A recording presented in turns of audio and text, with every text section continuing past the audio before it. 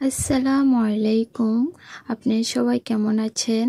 আমিও আল্লাহর রহমতে ভালো আছি। আমার ভিডিওটি কাছে কিংবা দূরে, দেশ কিংবা দেশের বাহিরে যারা দেখছেন তাদেরকে অসংখ্য ধন্যবাদ। আজ আর হাজার চলে গেলাম কিছু ওষুধ কেনার জন্য। এর মাঝে মামার সাথে দেখা হয়ে যায়, তো মামা কিছু শপিং করে নিবে। তো এখানে একটু থাকছি মামার সাথে, যাওয়ার সময় একসাথেই যাব। মামার কেনাকাটা শেষ হলে আর কি। তো এদিকে মামা আবার মানি ব্যাগ দেখছে। তো মামার কাছে মানি ব্যাগগুলো অত ভালো লাগে নাই। আমার ভিডিওটি যদি ইউটিউব চ্যানেল থেকে দেখে থাকেন, প্লিজ সাবস্ক্রাইব করে পাশে থাকবেন। আর পুরাতন আপু ভাইয়াদেরকে অসংখ্য ধন্যবাদ।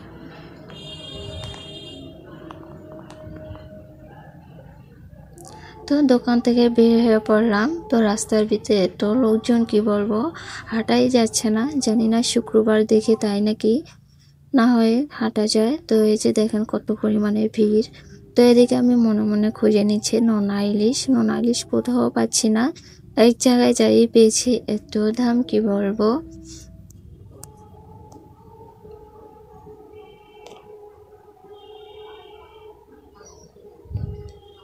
তো আমি ওষুধের দোকানে চলে যাচ্ছি, কিছু ওষুধ কিনে নিব আর কি।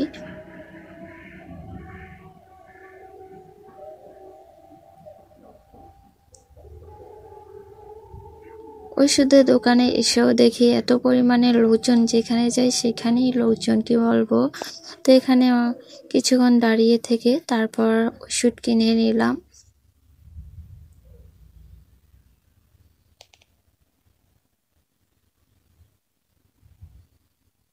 আর আপনাদের দেখাচ্ছি কত পরিমাণে জ্যাম পড়েছে রাস্তায়। তো এই যে ওষুধের টাকা দিয়েছি, 1500 টাকা। দিতে ইচ্ছা করছে না, মনে হচ্ছে যে না, নিজের কাছে রেখে দিব না। কিছু করার নেই, ওষুধ কিনেছি যেহেতু টাকা দিতেই হবে। দিকে আবার শিফা মা বায়না ধরেছে হাওয়া মিঠাই খাবে। তো ওকে নিয়ে চলে আসলাম হাওয়া মিঠাই খাওয়ার জন্য।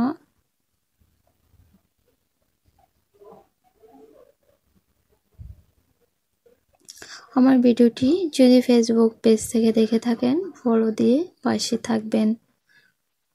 এদিকে কসমেটিকের দোকানে আসলাম, দেখি এক মহিলা একটা বিশাল বড় ব্যাগ কিনে নিচ্ছে। তো ব্যাগটা ভালোই লেগেছে, অনেক কিছু নেওয়া যাবে। তো আমি একটু ভিডিও করে নিলাম।